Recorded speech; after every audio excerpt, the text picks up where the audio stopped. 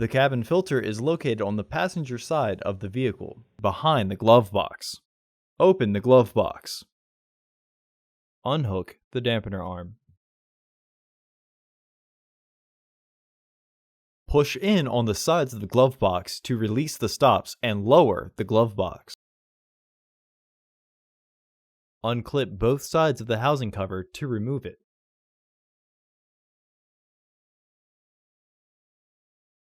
Remove the old filter from the housing and clean out any debris inside.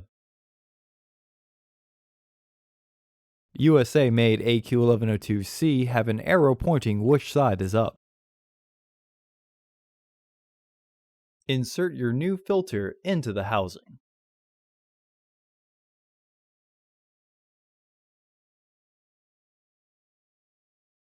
Reinstall the housing cover.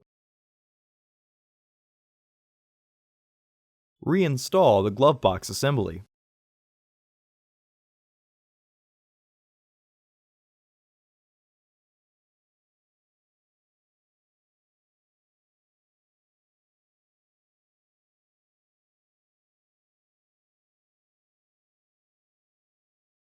Hook the dampener arm back onto the glove box.